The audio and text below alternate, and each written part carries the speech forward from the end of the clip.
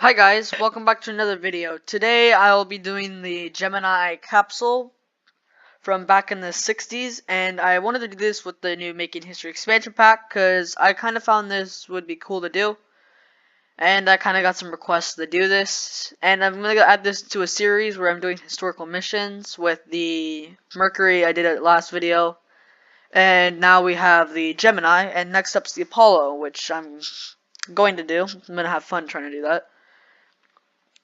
So right now I'm doing the gravity turn and trying to get to an efficient orbit. So right now our apparatus is working our way. We're going to start turning again a little bit flatter once we escape the atmosphere, which is now. So now that we're out of the atmosphere, I'm going to start turning. Plasma's going to start looping over the craft. Whatever's going to happen pretty much after that. So from here, I'm going to just stop the burn since our burn's going to get us into a nice thing that we're out of Earth's gravity. Well, not really out of gravity, but enough that we won't have to worry about falling back down to Kerbal. So after I've set up that maneuver, I'm just going to start facing that direction, and the stage has enough. It's one stage. That's just it, just one stage. I thought it should at least have two, one for getting up into orbit and one for the orbital burn, but nope. Both the Mercury and Gemini have one stage, and then it's the retro pack for doing retro burns, which is just a couple engines that will fire once they're ready to deorbit the rocket. Anyway, so we're going to start the burn in just a minute. Well, not really a minute, a little bit less. And this will get us into a circular orbit. So that will just start in just a minute. So just kind of waiting. So 3, 2, 1, fire up the engines. The engines will start lighting. We're going to finish off that burn, which doesn't take too long to do, and then this stage is pretty much out of fuel. So I'm going to put us into the free camera mode, and then just sort of get that, and then decouple the rest of the things. And then we're just going to time warp so we can get everything away. And right here's the capsule, the Gemini capsule from the Making History expansion pack, the adapter, and then the retro pack, which I made with the engines already in the game. And I just put them together, the structural piece in there. And yeah, that's pretty much the retro pack, which has the fuel from the adapter, since the adapter has fuel. And now I'm just going to warp to where we're going to do the deorbiting of the rocket, well, the capsule, and then reveal the heat shield.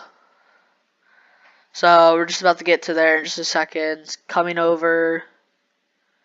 And now that we see water appear up on the horizon, all the way back down, we can start up the booster. So I'm going to get to the map view so I can activate the engines and see where the periapsis node's going to, because I want it just behind the peninsula, and this will allow me to get kind of close to the KSC. So we're going to stop it about now.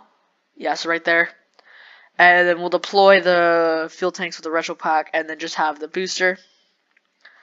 And we'll just warp till we get into the atmosphere, and we'll descend into the atmosphere, and we'll descend through the atmosphere and land close to the KSC. I actually landed on the land. I was aiming for the water, but I don't really care that much. Anyways, this is working its way down, so it's going to sort of just hit the atmosphere in just a second. So I'm just kind of waiting. Yep, there we go. We hit in the atmosphere. And we're just going to fall through the atmosphere really quickly and bleed off all our speed with that heat shield. So we are going down. And we're going to land kind of in a flat-ish area. So we're going to land coming up in just a second. So I'm going to deploy the drogue chutes that we have on this right there.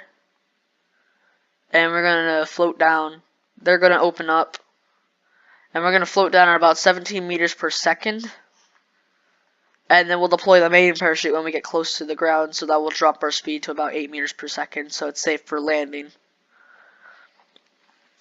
So we'll just float down and then deploy that chute. It will open up and slow us down. And yeah, we've landed. So thanks for watching. Please like and subscribe.